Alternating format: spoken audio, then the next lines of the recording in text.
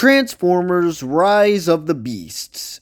It's been 5 years since we got a Transformers movie in theaters with the movie Bumblebee, and Bumblebee was clearly a reboot even though it started out as a prequel to the Michael Bay movies. And the reason it changed into a reboot was because The Last Knight didn't perform so well, and, it sucked. So Paramount decided it was probably a good idea to do a course correction. Bumblebee was already filmed, so they retooled it to be more of a reboot. They did this by filming a couple of scenes to establish the new reboot, as well as having that War for Cybertron scene at the beginning, thus allowing Paramount to reboot the franchise and start fresh. Sort of. Transformers Rise of the Beast is stated to be a reboot, but there's a lot of confusion with the director and a lot of people on the production saying that apparently it connects to the 2007 movie, which would make no sense because there's a lot of things in this movie that contradict the Michael Bay continuity, like Unicron being on Earth, and, Unicron is a separate entity in this continuity. Not to mention, a lot of the designs of the robots here are something that could be in the Michael Bay universe. With Bumblebee design, it makes sense because obviously Bumblebee was meant to be a prequel, but it got retooled into a reboot. But what about Wheeljack? He looks a little too similar to the Dark of the Moon variant, even though in the Bumblebee movie he looked like this, which was his traditional G1 design. Despite all the mixed messages from the production, I can confidently say that this is in fact a reboot. It's not a sequel or a prequel to the Michael Bay universe, it's a full-on reboot because there are just too many contradictions that would pretty much contradict the Michael Bay movies, so obviously it's gotta be a reboot. It's the only thing that makes sense, and it should be the only thing that makes sense. But I'm going off on a tangent here. What did I really think about this movie? Well, I freaking love this movie if you couldn't tell by the Letterboxd review I gave it. It is definitely one of the good Transformers movies. Then again, I might be biased because I am a Transformers fan if you couldn't tell already. But I do think it's a step in the right direction for the franchise because there's a lot of things that it does right that even with all of the flaws, I can't help but love this movie and maybe even call it my favorite movie of the year. For starters, the action and the CGI in this movie are just top notch, alright? There are some scenes where the characters look like they were green screened in, but for the most part the CGI is pretty good. But what it does better than the Michael Bay movies is that you can actually see the action. One complaint about the Michael Bay movies is that the robots are just big blocks of metal that they're just kind of fighting each other and it's all messy and you can't tell which is which. But in this movie, the action is very clear so you can tell who's fighting, and the designs of the robots are much sleeker and simple. Sure, they still have some parts of their bodies where they have like metal clunked together, but you can still tell who is who, unlike the Michael Bay movies where everybody just kind of looks like a big clunk of metal for the most part. But just because they have good designs doesn't mean that they are necessarily good characters. But this is where Rise of the Beast improves upon from the Michael Bay movies, aside from maybe the first, and that it gives the robots more characterization. Aside from a few exceptions like Jetfire or Sentinel Prime, a lot of the robots from the Michael Bay verse are just kind of one note. They can be basically summed up with, oh, he's the violent one, oh, he's the fun one. It probably didn't help that there was a lot of robots in those previous movies, so to give everybody a characterization and have their own on-screen moment to themselves is just kind of impossible because there's just way too many characters. Rise of the Beast fixes that by having a lot of the robots have their own personalities, their own characterizations, and there's not many Autobots. There's only like 5 to 6 Autobots and only like 5 Maximals and a few Terracons. It's important to note that not all of them have their own distinct personalities because I still don't know what Battletrap's personality is. Nightbird seems sadistic, so there's still a little bit of that Michael Bay robot personality problem, I guess, but for the most part, the robots do have enough characterizations where they feel like they are characters rather than set pieces. And here's the fun part. Part of the reason why the robots in the Michael Bay movies didn't have all that much personality was because it was mostly focused on the human characters. And while the human characters in Rise of the Beast still get a lot of focus, the robots themselves get a ton more focus, thus giving them more characterization and personality. It gets to a point where Optimus Prime actually has a character arc in this movie. A lot of the previous robots in the Michael Bay movies, they don't really grow, they just kind of stay the same. Age of Extinction might be an exception where Optimus Prime learns how to have faith in humanity again, but it really wasn't focused all that much in that movie. Here, however, Optimus Prime has a clear, distinct character arc where he doesn't really care about humanity all that much, but then as he spends more time with Noah and Elena, the human characters, and from the wisdom of Optimus Primal, he realizes that maybe working together with humanity isn't such a bad idea, and that in order to fight against the forces of evil, they all have to team up till all are one. And by the way, that's the first time "till all are one" is actually said in one of these movies. Optimus clearly grows and learns from the Maximals and the humans about working together. I know it's a very simple theme, but it's better than nothing. And the human characters are also pretty good. In the previous Michael Bay movies, I know Sam Witwicky had a character arc and he was a fairly interesting character, but as the movies went on, yeah, the human characters became less of characters and more like things to drive the plot forward. The only human character from the newer movies that I could think of that had any sort of personality was Cade Yeager, and even then, by the time of the last night, he too became just a plot device. In this movie, however, Noah also has a clear, distinct character arc that works in tangent with Optimus Prime about, working together and pushing yourself to the limits to be the best you can very be, which is another simple theme, but again, it's better than nothing. His friendship with Mirage brings the humans and the Autobots together. Elena is also there, and while she's not as big as Noah, she still plays an important role by being the archaeologist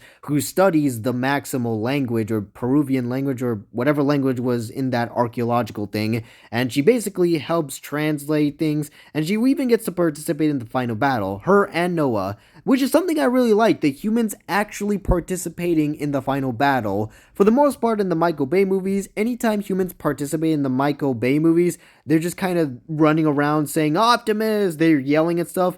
And the soldiers that fight the actual Decepticons are just kind of there. Meanwhile, in Rise of the Beasts, Elena is the one who's trying to figure out how to stop the transwarp key, and Noah gets that exosuit as seen in the trailers. The human characters actually doing something and having characterization and personality to their own. I mean, yeah, that's pretty good. When it comes to the Maximals, I will say Optimus Primal, he's a really cool mentor type of character that shows Optimus that there's a better way with collaborating with humans, and Airraiser seems to be that sort of Lost Leonard type of character. Primal and Airraiser really do get some good characterization, but unfortunately, Cheetor and Rhinox, they're not really in the movie all that much. Cheetor only gets a few lines of dialogue, and Rhinox just kind of exists. He actually doesn't really say anything in the movie. If he does, I don't remember. Yeah, as much as I like to praise the movie for having the robots have better characterizations and giving them more personality than just being set pieces,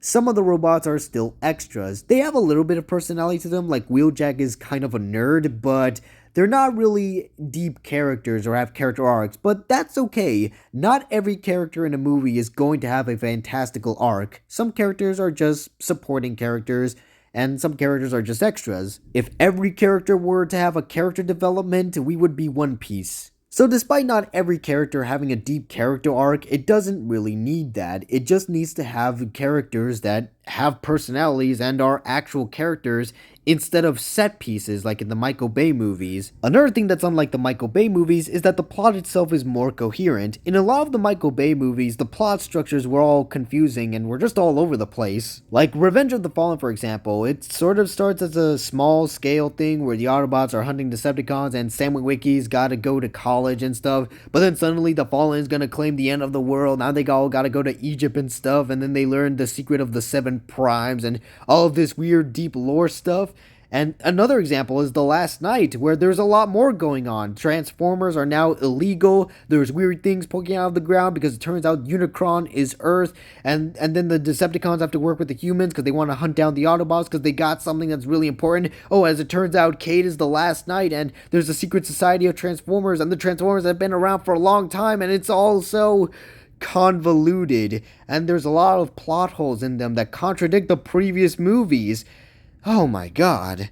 Thankfully, Rise of the Beasts' plot is much more coherent. It still has that sort of high-stakes Michael Bay action style because it is about Unicron trying to eat the whole planet, but it's a lot more coherent and it's a lot more simple that you can follow the plot without driving yourself crazy. And remember how in Transformers they always try to make it seem like there's an ancient aliens type of thing where the Transformers helped humanity, advanced aliens, stuff like that?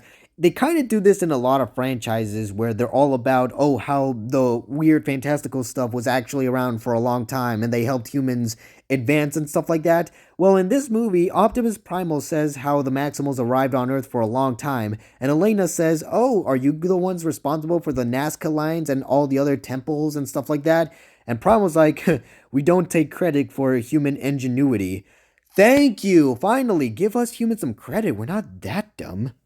And because this movie is a reboot, it doesn't really have to follow anything of the Michael Bay movies, so it doesn't really contradict anything. The only movie that's canon to this universe is Bumblebee, and it doesn't contradict anything from Bumblebee. It even references Bumblebee, so yeah, I mean, when it comes to plot structure, Rise of the Beast excels at that. When it comes to characterization, the Rise of the Beast excels at that. It just does a lot of things better than the Michael Bay movies. Now, I know for all of my bashing of the Michael Bay movies, I still like those older movies, but I can't help but say that Rise of the Beast is definitely an improvement on that. Rise of the Beast is basically a Michael Bay movie, but with much better writing and a much more cohesive understanding of the lore. Now, I'm about to get into some spoilers here, so if you all don't want to get spoiled, skip to this timestamp right now. Here's something I gotta say about the ending. I'm a little mixed on it. I'm not much of a G.I. Joe person, so I can't really say I'm excited. I mean, G.I. Joe mixed with Transformers, it's like, oh, it really sends a mixed message because on one hand, I really want to get excited because of all the new things that they can do, but on the other hand, I'm not a G.I. Joe fan, so I'm not that excited. It's just kind of like when you get a gift, but you didn't want the gift in the first place, but you still gotta be nice so that you don't hurt the person's feelings. It's kind of like that. I'm not much of a G.I. Joe fan, so I really don't know what to think of this ending. I mean, I don't know what you guys think, but I just don't know. Am I supposed to be excited? Because I'm really not. I don't care about G.I. Joe. I would have preferred it if they made a post-credit scene where it cuts back to Cybertron and Megatron is there and he realizes that the Autobots are on Earth, so now he's going to take the battle to them or something like that. Or maybe if Unicron was the post-credit scene and he's like, I will be back. Seeing this type of ending, it doesn't really get me excited for the future. And if this movie bombs at the box office and there's no more Transformers sequels, I wouldn't mind because I don't think I would have handled a G.I. Joe crossover thing. I mean, not saying that it can't be good, it's just that I don't care enough to see if it is because I'm not a G.I. Joe fan. So yeah, the ending's a little disappointing because you would think it would be about more Transformers since I just don't see a G.I. Joe and Transformers crossover being interesting. I mean, we already kind of had that with the humans working together with the Autobots and Nest in the previous Michael Bay movies, where they are a joint military operation. We already had humans in the military working with the Autobots before, so what makes G.I. Joe so special? One of them is a ninja? I mean, come on. But aside from that, I will say that this movie is still pretty good overall. It's got much better plot structure, much better characterizations than the Michael Bay movies, and it's still, even with all of that, it's still a good, entertaining movie that I would just go to the theater, sit down, and enjoy myself. If you're a Transformers fan, then you will absolutely love this, and even if you're just a casual person, you might still enjoy it, even if you might find a few bit of the flaws a bit too big. But not me. I'm a Transformers fan, so I've been in this fandom for a long time, and I understand that the positives outweigh the flaws, at least in my opinion. So, if I were to give this movie a rating, I would say I'd give it a rating of, that's right, 9 stars. I know it's a pretty high rating, but I'm a Transformers fan, and this movie was made for me, so I understand all of the positives about the movie, and I understand just a lot more about this movie than probably your average Joe. Maybe your average Joe will say it's like a 6 out of 7 stars, maybe, but for me, as a Transformers fan, 9 stars 10. It's just that good. Aside from that ending, but, no spoilers. We're not in the spoiler territory anymore. That was my review for Transformers Rise of the Beast. Thank you guys for watching. If you enjoyed this video, leave a like, subscribe, and I'll see you all in the next one. Peace out.